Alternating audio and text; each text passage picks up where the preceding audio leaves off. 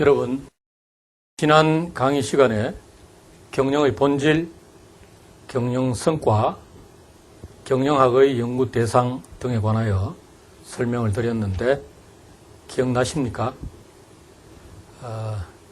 지난 시간에 이어서 오늘은 경영의 세 가지 요소 중의 하나인 그 관리의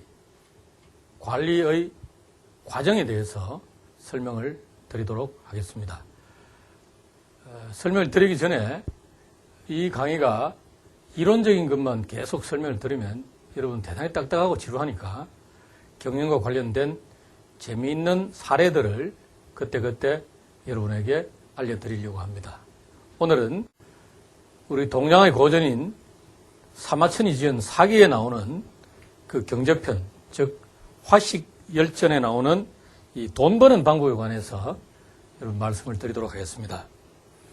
중국의 역사가 사마천은 지금부터 2000 수백 년 전에 살았던 사람입니다.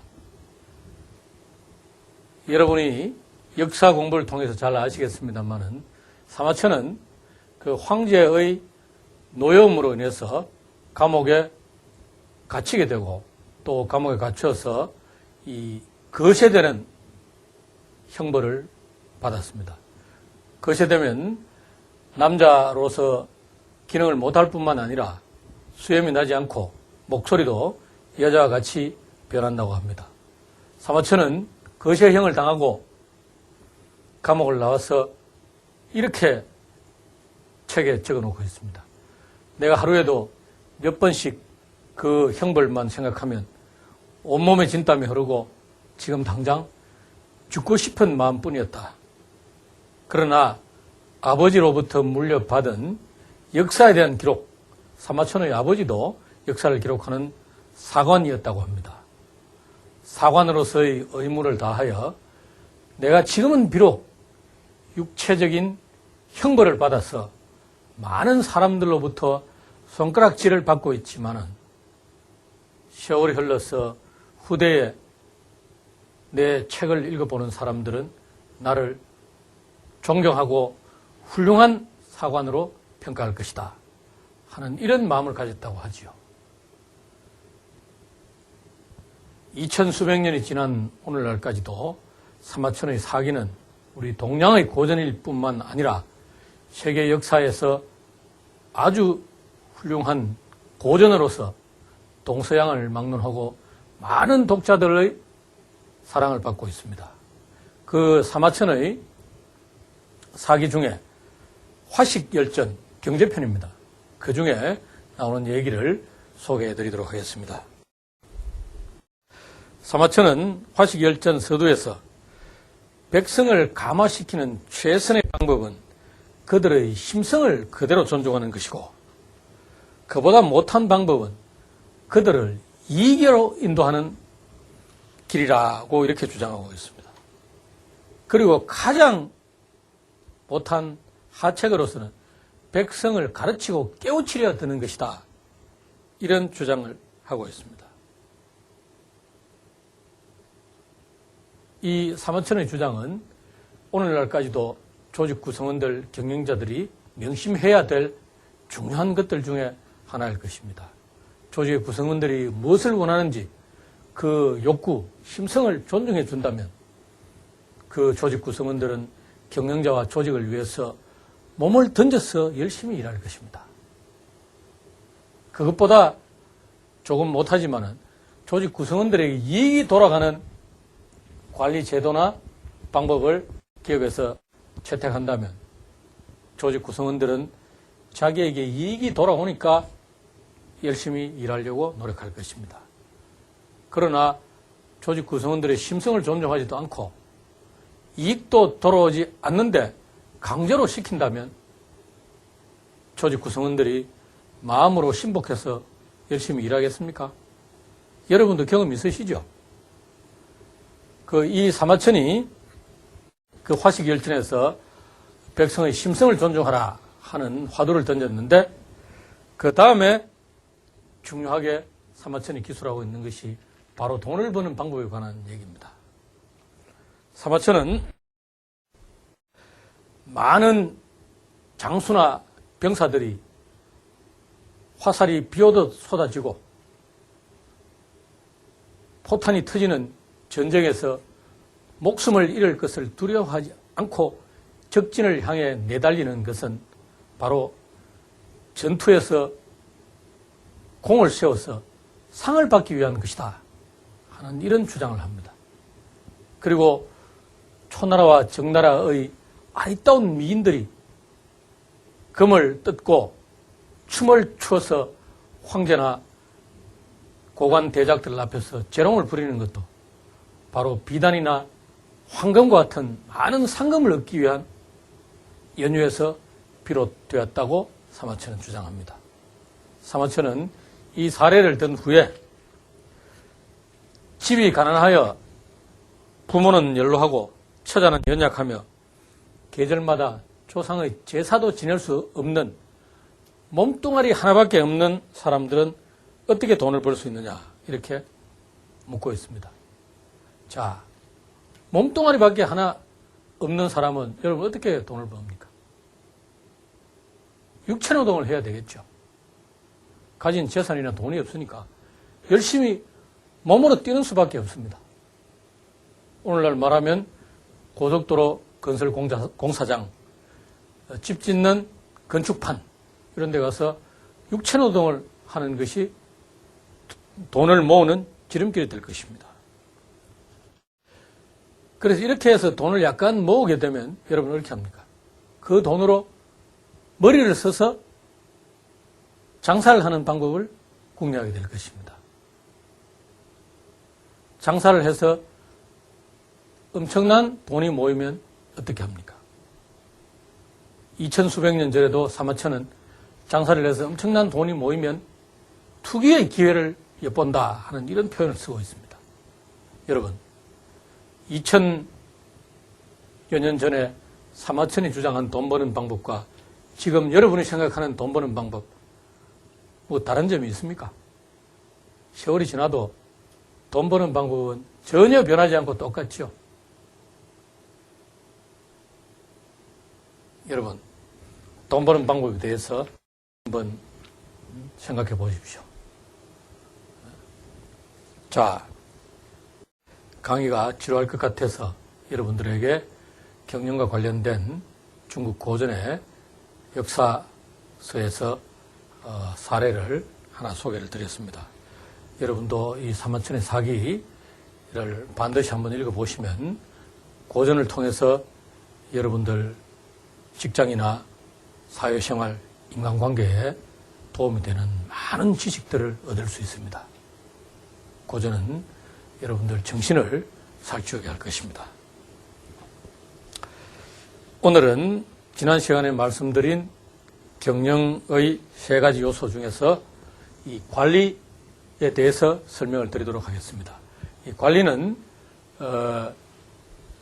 조직, 인간, 관리, 경영의 3요소 중에서 관리는 대단히 중요한 요소 중의 하나라고 할 수 있습니다.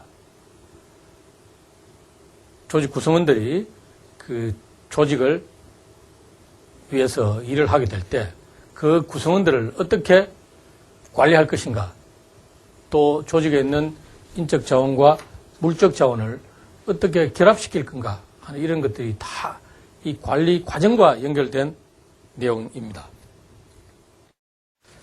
관리 과정은 학자들에 따라서 여러 가지 요소로 분리하여 설명을 하고 있습니다만은 크게 나누면 세 가지 요소라고 할 수 있습니다.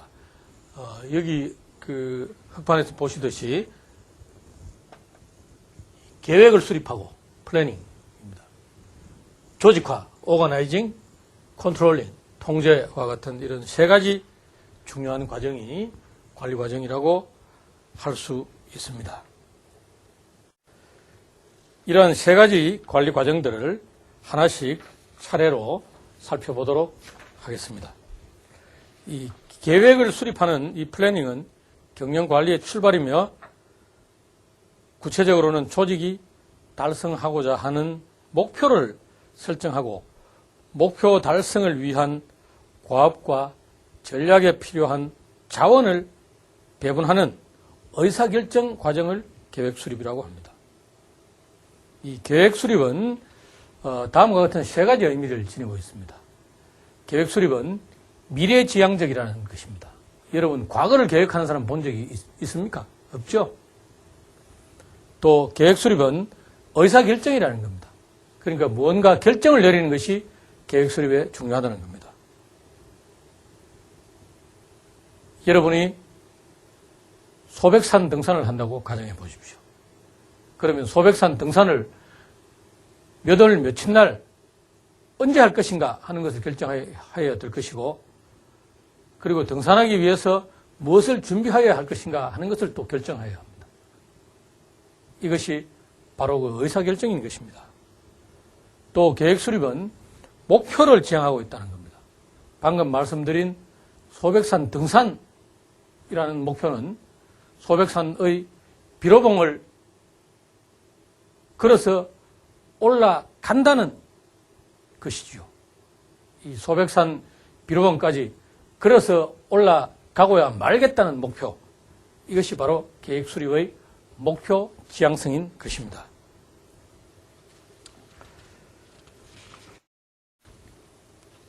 계획을 수립하는 과정은 여러 단계로 나누어집니다.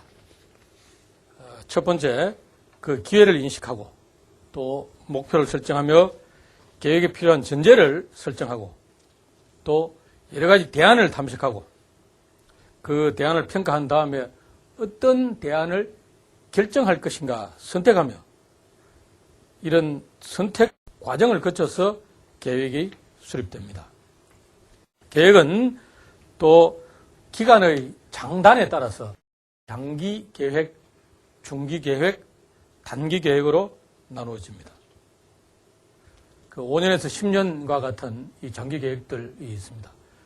우리나라 경제가 발전하게 된 그 과정을 살펴보면 1960년대 박정희 대통령 시절 경제개발 5개년 계획이 있었죠. 여러분들 그 5개년 계획은 뭐 장기 계획이라고 할 수 있습니다. 장기 계획. 그리고 3년 정도에 이르는 단기 계획, 중기 계획, 그리고 1년 단위의 단기 계획, 이런 것들이 있습니다. 자, 그러면 이렇게 수립된 계획을 이제 실행하기 위해서는 어떻게 해야 되겠습니까? 조직에 있는 사람과 물자들을 서로 결합해야 되겠죠. 그것이 바로 이 조직화입니다. 조직화. 오가나이징이라고 적어두고 있습니다만, 조직에 수립된 계획을 달성하기 위해서 사람과 자원을 결합하는 과정이 바로 조직화의 개념입니다. 조직화함으로 해서 여러 가지 분명한 이익을 얻을 수 있습니다. 첫째, 조직 구성은 개인이 무엇을 해야 될 것인가 하는 일이 분명해진다는 것이고요. 또 그 개인에게 맡겨진 일은 그 사람에게 책임을 물을 수 있게 되겠지요. 책임이 명확해집니다. 또 커뮤니케이션 할 수 있는 경로가 분명해지고 조직의 자원이 목표를 달성하는 데 집중하게 된다는 이점이 있습니다.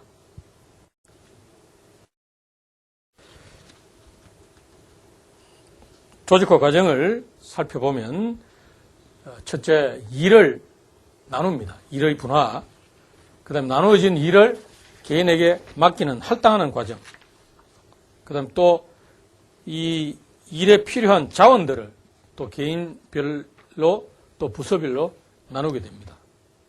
그리고 과업활동을 조정하게 되는 이러한 과정들을 거쳐서 이 조직화가 일어나게 됩니다. 조직화를 보면 여러분 그 기업에 여러분이 근무하고 계시는 기업을 가정해 보십시오. 거기에는 각 부서들이 있죠. 총무부, 생산부, 영업부, 뭐 인사부, 연구개발부 같은 이런 부서들이 있죠. 그 부서들은 기능별로 부문화되어 있는, 조직화되어 있는 것을 나타내는 것이 바로 그 부서입니다. 여러분 그 조직화를 어느 정도 이해하실 수 있겠습니까? 자, 그러면 계획을 세우고 그다음 사람과 물자를 결합해서 이제 목표를 달성하게 되는 그런 과정인 조직화까지 왔습니다. 그럼 조직화에 와서 직접 이제 그 목표를 달성하기 위해서 업무를 추진하게 되겠죠. 그 업무를 추진하게 되면 일정 시간이 지나면 결과가 나오게 될 것입니다. 이 결과는 우리가 늘 평가를 해야 됩니다. 앞서의 강의에서도 말씀드렸습니다만은 평가 없는 보상 없다 하는 이런 중요한 명제가 있습니다. 여러분이 대학 과정에 오시기 전까지 중고등학교 혹은 직장에서도 끊임없이 평가를 받습니다. 시험을 통해서 평가를 받고 또 상사로부터 인사고과를 받고 또 이런 평가를 통해서 여러분들이 승진도 하고 월급도 인상되고 하는 이런 과정을 거칩니다. 그래서 이 통제 관리 과정의 세 번째 요소인 이 통제는 바로 그 통제의 핵심은 평가라고 여러분 생각하셔도 과언이 아닙니다. 과언이 아니다. 평가. 그래서 평가하기 위해서는 이 계획을 수립할 때 목표가 있었겠죠. 이 목표와 조직화해서 실행한 다음에 그 산출된 결과 두 개를 비교를 해야 됩니다. 비교. 여러분 요즘 다이어트 열풍이 불고 있지요.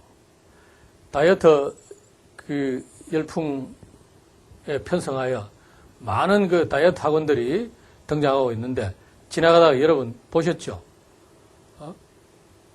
3개월에 8kg 감량 책임짐. 8kg 감량하지 못하면 전액 환불. 이런 것들 많이 보셨을 겁니다. 그 8kg 감량이라는 목표가 있죠. 그 목표 3kg, 3주 동안, 3개월 동안 열심히 그 다이어트 그 프로그램을 따라서 했는데도 8kg을 감량하지 못하면 그 학원에서는 환불을 해주겠다 하는 얘기죠. 그 감량이라는 계획과 목표를 비교해서 1g이라도 더 감량을 했다면 이 학원으로서는 돈을 되돌려주지 않을 것이고 여러분들이 만약 10g이라도 8kg에 미달한다면 돈을 안 내도 좋다는 그런 광고 선전 문구입니다. 그와 마찬가지로 여러분 그 평가는 바로 그 목표와 결과를 비교한다는 과정이 대단히 중요합니다. 그래서 그 통제 과정을 살펴보면 성과 목표와 표준을 정하는 것이 1단계입니다. 2단계는 실제 그 성과를 측정해야 됩니다. 조직화를 통해서 실행된 그 결과를 과연 얼마나 결과가 나왔는가 하는 것을 측정하는 것이고요. 3단계는 실제 성과를 목표 및 표준과 비교해 봅니다. 비교해 보아서 적절히 필요한 조치를 취하는 겁니다. 목표보다 성과가 초과 달성되었을 때는 내가 혹은 우리 부서가 우리 조직이 과연 적절한 목표를 설정하였는가 하는 데부터 의문을 가져야 할 것이고 또한 목표에 비해서 성과가 턱없이 부족하게 되면 왜 부족하게 되었는가 하는 그 원인을 찾아내고 그 원인을 밝혀서 목표를 달성할 수 있도록 대비책을 마련하여야 하는 것이 통제 과정의 대단히 중요한 측면입니다.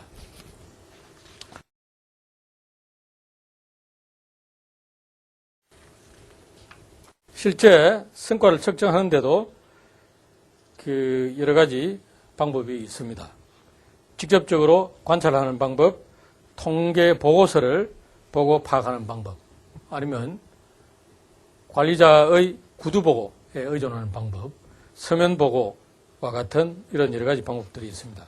각 방법들은 장단점이 있기 때문에 이런 것들을 적절히 결합해서 사용한다면 올바른 평가가 가능할 수 있을 것입니다. 실제 성과와 목표를 비교해 보면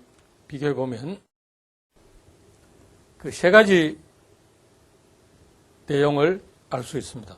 성과와 목표, 즉 표준이 일치할 때는 계속 그대로 잘하고 있으면 됩니다. 그러나 성과가 목표나 표준에 미달할 때는 그 문제 상황을 파악해서 목표에 도달할 수 있도록 조치를 취해야 할 것입니다. 다음, 성과가 표준을 초과할 때 이것은 기회의 상황입니다. 더 잘할 수 있도록 노력하면 되는 것입니다.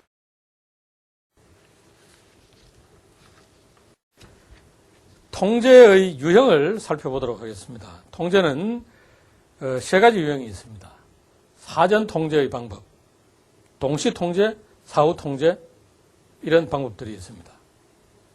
사전 통제는 우리가 일을 하기 전에 미리 발생할 문제점들을 생각해서 거기에 대비책을 마련한 것과 연계되어 있습니다.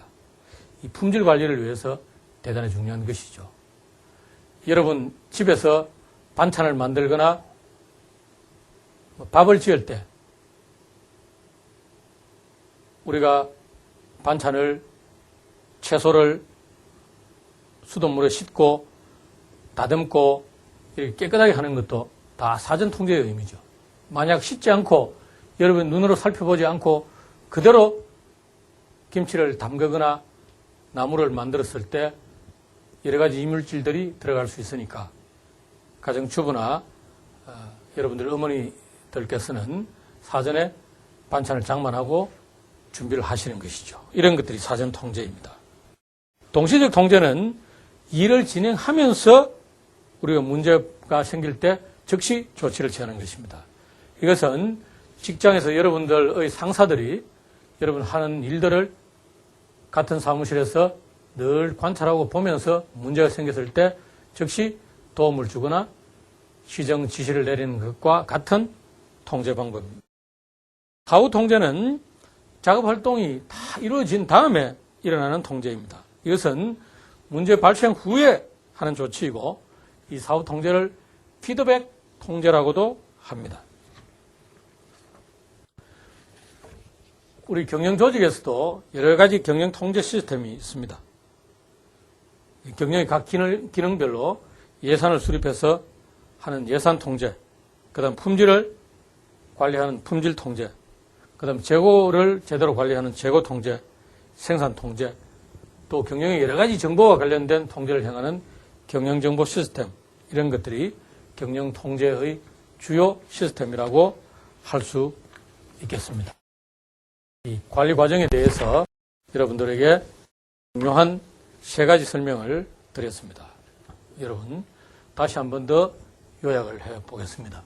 이 관리 과정은 이 계획을 수립하고 조직화하며 통제하는 이러한 세 가지 측면이 있다. 계획의 수립은 여러 가지 요소가 있는데 그 중에 계획의 수립은 미래를 지향한다. 계획의 수립은 의사결정과 연관되어 있다 하는 것을 말씀을 드렸고요. 조직화는 바로 그 목표를 달성하기 위해서 이 사람과 자원을 결합하는 것이 조직화다 하는 내용을 여러분에게 설명을 드렸습니다. 마지막으로 통제는 이 산출된 결과와 설정된 목표를 비교해서 그 목표를 달성했느냐 아니면 못했느냐에 따라서 문제를 찾아내고 그 원인을 제거해가는 이런 과정이 통제라고 할 수 있습니다. 이 계획 수립, 조직화, 통제의 세 과정을 경영의 관리 과정이라고 우리가 이름 지어서 부릅니다. 경영 관리 과정은 경영의 대단히 중요한 요소 중의 하나입니다. 여러분들께서 일상생활을 하거나 직장생활을 하면서 이 관리 과정은 끊임없이 계속 일어나고 있습니다. 훌륭한 경영자, 유능한 작업자는 바로 이 관리 과정을 제대로 수행하고 늘 평가해보고 문제가 어디 있는지 찾아내는 작업자, 경영자가 훌륭한 경영 능력을 가진 사람이라고 할 수 있습니다.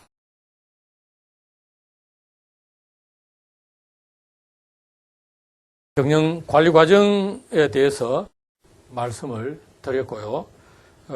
여러분 서론 부분에서 이 사계 화식열전을 말씀을 드렸습니다만은 오늘은 제가 이렇게 열심히 강의를 하고 있습니다만은 여러분들이 이 강의를 들으시고 과연 직장에서 제대로 실천하는가 또 아니면 어느 순간 이 경영이 중요하다는 것을 깨닫는가와 관련된 중국의 유명한 강서 도일 스님이라는 스님의 일화를 통해서 여러분들에게 설명을 드리고자 합니다. 강의를 들으시다 뒷부분에 가면 교회와 관련된 재미있는 사례도 나옵니다. 강의하는 교수가 특정 종교를 편들어서 예화를 드는 것은 아니니까 전혀 여러분 그런 오해는 하실 필요 없고요. 중국의 강서 도일 스님은 중국 한주의 시방현 사람으로 성은 마시이며 나한사에서 출가를 하였습니다. 이 마조 도일이라고 부르기도 합니다. 이 스님이 어린 나이에 머리를 깎고 열심히 이제 수행을 하고 있었습니다. 형학의 전법원이라는 곳에서 전법원에서 이 참선을 하면서 수행을 하고 있었는데요. 이 수행 중에 이 마조 도일 스님의 은사가 되는 회양 스님을 만나게 됩니다. 최초로. 회양 스님은 인근에 아주 젊은 청년 스님이 열심히 참선을 하면서 도를 닦고 있다 하는 것을 알고 자, 저 젊은 친구가 과연 얼마나 훌륭한 스님이 될 건가 하는 것을 테스트 해보기 위해서 이 마조 스님을 방문하시게 됩니다. 우리 속담에도 여러분 될성불은 나무는 떡잎부터 다르다 하는 이런 표현이 있죠. 회양 스님이 마조 도일 스님이 있는 전법원에 와보니까 마조 도일 스님이 열심히 앉아서 참선을 하고 계시거든요. 그래서 회양 스님이 마조 스님 옆에 담벼락 밑에 가서 깨어진 기와장을 하나 주워와서 숫돌에다가 막 갈기 시작했습니다.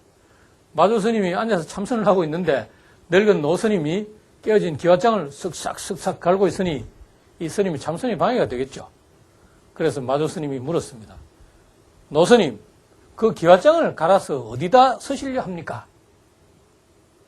이렇게 물으니 회양 스님이 옳았구나, 이제 걸려들었구나 하면서 이 기와장을 갈아서 거울을 만들려고 하네 하고 답을 하셨습니다. 그러니까 마조 스님이 생각해 보니까 여러분 기와장을 갈아서 거울을 만들 수 있습니까? 전혀 불가능하죠. 그래서 마조 스님이 늙은 노 스님에게 스님 웃기지 마십시오. 깨진 기와장 갈아서 거울 만든다는 얘기는 제 머리 털라고 처음 들어봅니다. 회양 스님이 그때서 이런 말씀을 하셨다고 합니다. 내가 깨진 기와장을 갈아서 거울을 못 만들듯이 자네가 참선을 하루 종일 하거나 100일 동안 하거나 3년 동안 해도 부처가 안 되는 이치와 똑같은 거네. 그 순간 마조 도일 스님은 앞이 환하게 밝아지면서 뭔가를 깨치게 되었다고 합니다. 여러분이 듣는 인터넷 강의는 여러분 경영에 관련된 지식을 여러분에게 전달해 줍니다. 이 지식은 우리가 깨닫는 것입니다. 공부를 통해서. 그러나 깨치면 어느 순간 덕도의 과정이라고 얘기를 합니다. 여러분이 저의 조직인사 특론 강의를 들으면서 어느 순간 이 깨침이 와야 직장이나 조직, 여러분 삶에서 경영의 세계가 열리게 되는 것입니다. 여러분, 이 마조 도일 스님에 관한 일화들도 해인사 출판부인 장경각에서 출판되어 있으니 여러분 많은 책들이 장경각에 출판되어 있습니다. 관심 있는 분들은 도서관이나 여러 서점에서 구입하거나 빌려서 여러분 보실 수 있습니다.